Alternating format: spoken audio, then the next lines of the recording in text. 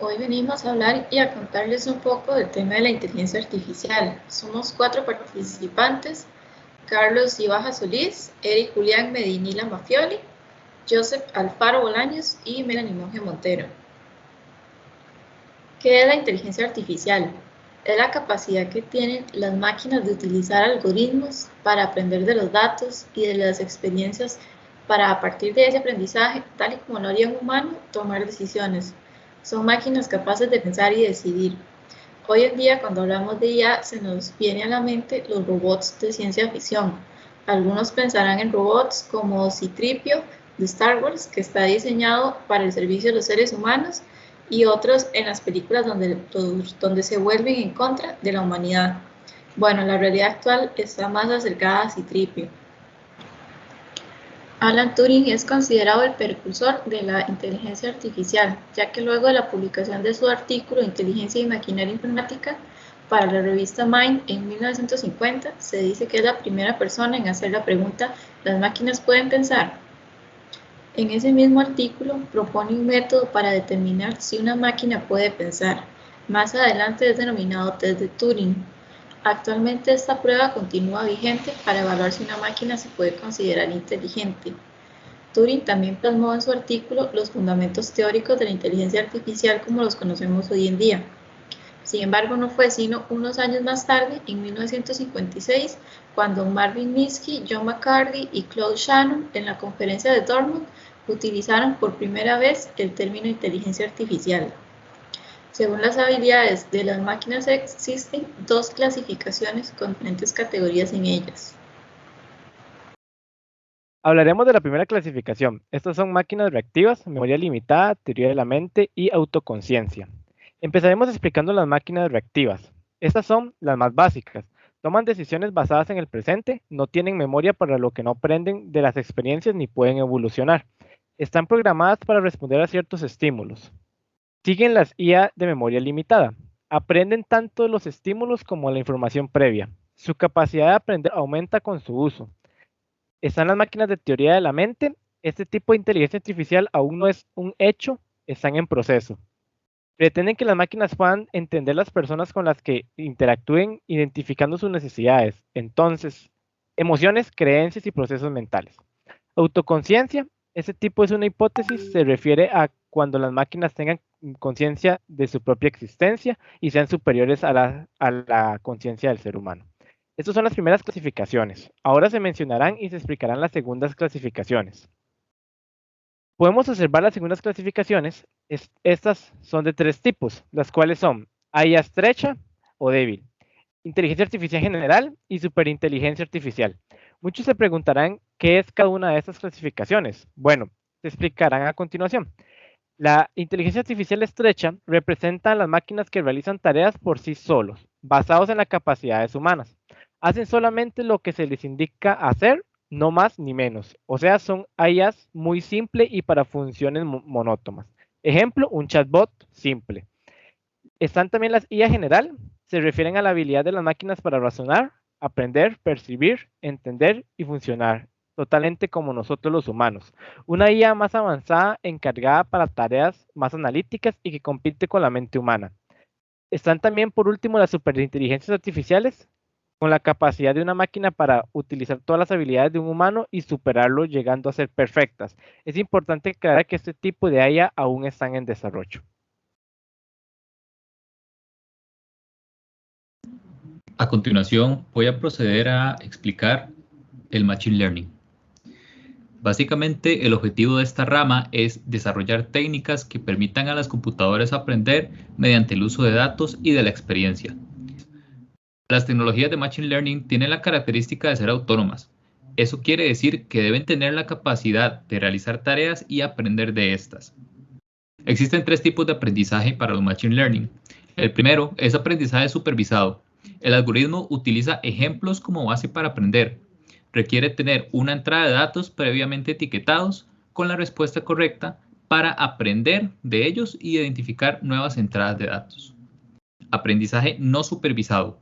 Los algoritmos no pueden tener ningún tipo de dato previo o enseñanza. Por medio De las operaciones lógicas aprende a identificar las características y similitudes. Y por último, está el aprendizaje por refuerzo. Reacciona a su entorno. Los algoritmos aprenden de la experiencia, obtienen un refuerzo positivo cada vez que aciertan y uno negativo cuando fallan. Ahora voy a proceder a explicar los tipos de algoritmo.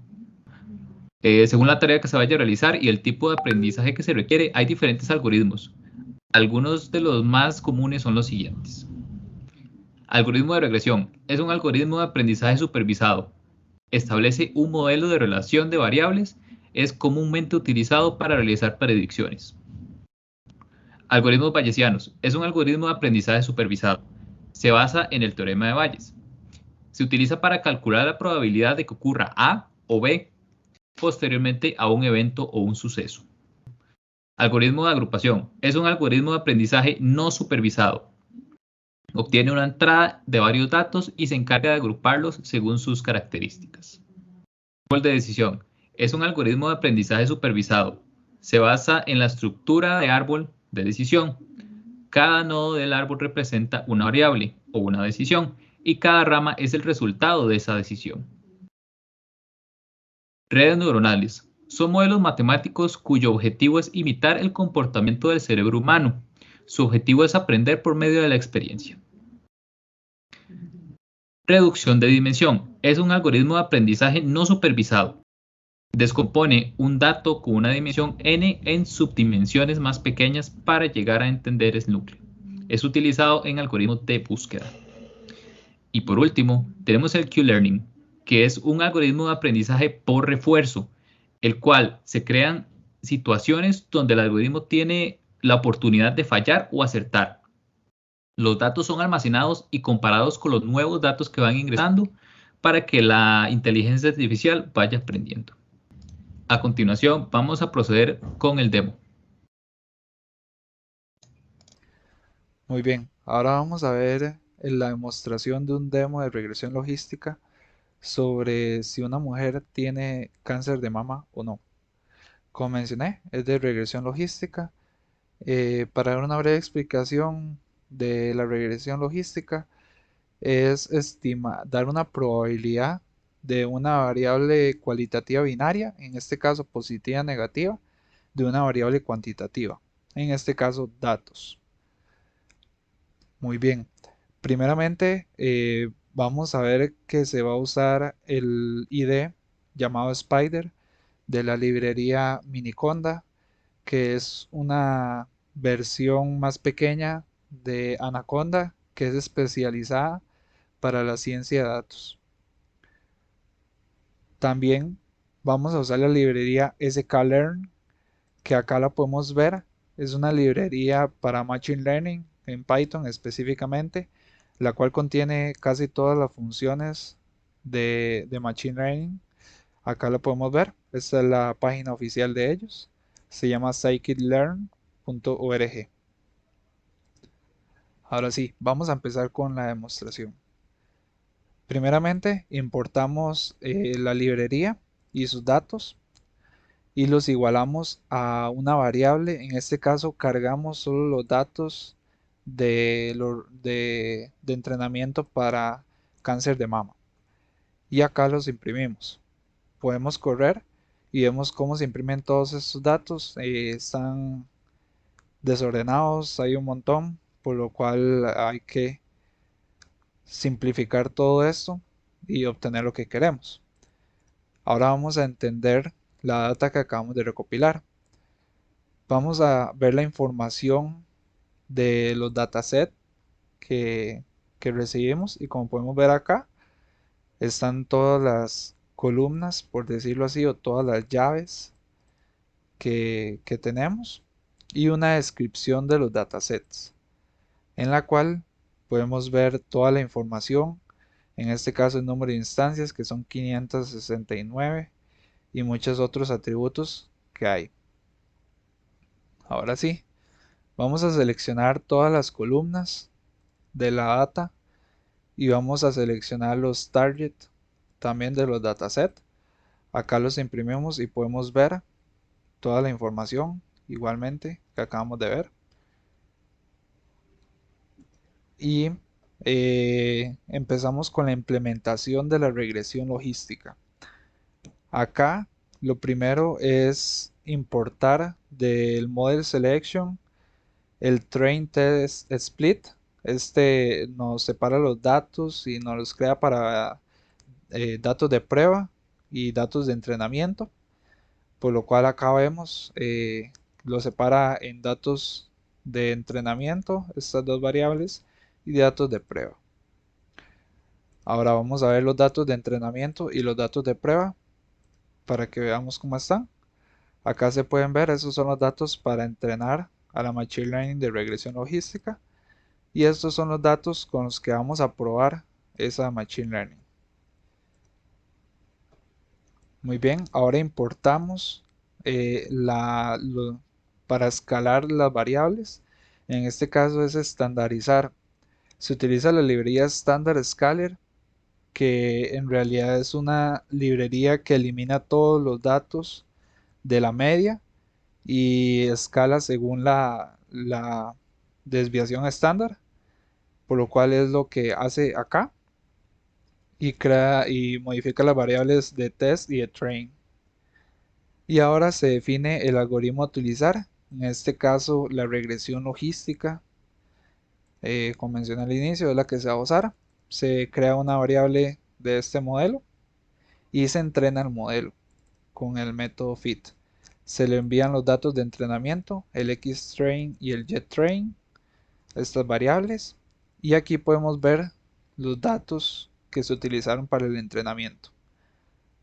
Acá está los datos del Xtrain, perdón, y aquí están los datos del JetTrain. Ahora bien, una vez que hemos concluido de analizar la data, entrenar el modelo y prácticamente terminar el demo, se realiza la predicción. En este caso me va a predecir, según los datos de prueba que le mande, si esa persona tiene cáncer de mama o no. Y después lo vamos a comparar. Muy bien, vamos a correr el comando de predicción.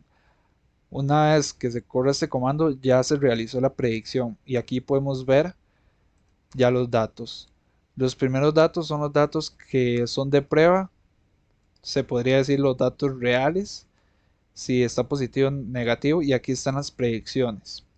Como podemos ver, por encima se puede ver que todo está correcto, no se ven fallas, que haya un 1 y que aquí haya un 0, por ejemplo, en las predicciones, pero verlo así es un toque complicado, por lo que lo siguiente que vamos a hacer es graficar los resultados para poderlos ver de una mejor manera.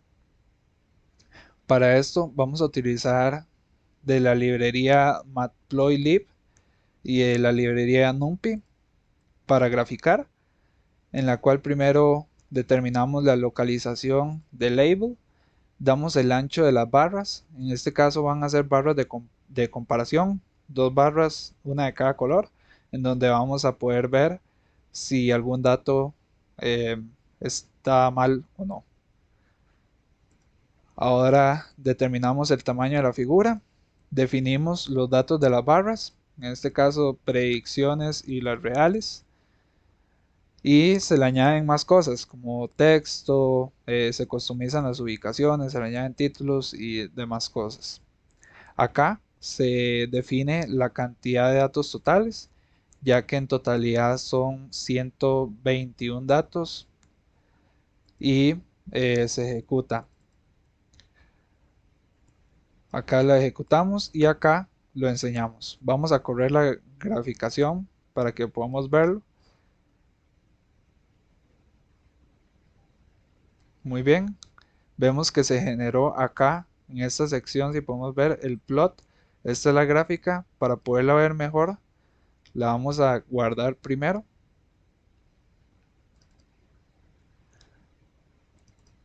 Entonces vamos a guardarla acá y la vamos a abrir.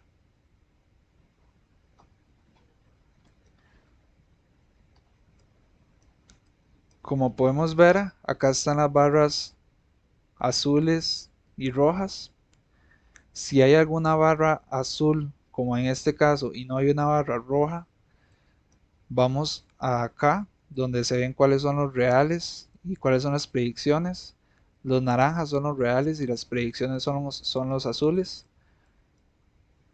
Por lo tanto, vemos que acá la predicción me dijo que tenía cáncer cuando en realidad no lo tiene. Acá también, si hay un azul, si se muestra un azul y no se muestra un naranja, significa que la predicción está mal, al igual que sucede al revés, pero la predicción me está diciendo que aquí están positivos. Como podemos ver, en general la mayoría de datos están correctos, pero hay alrededor de unos 4 datos que están mal. Entonces, esto da más o menos un 95 a 90% de efectividad de la predicción en cuanto a los datos que se dieron. Y este sería el modelo de predicción de cáncer de mama. Espero que haya sido completo y que les haya gustado. Y hasta acá llegó el video. Esperemos que haya servido y haya sido de entendimiento y de crecimiento para cada persona.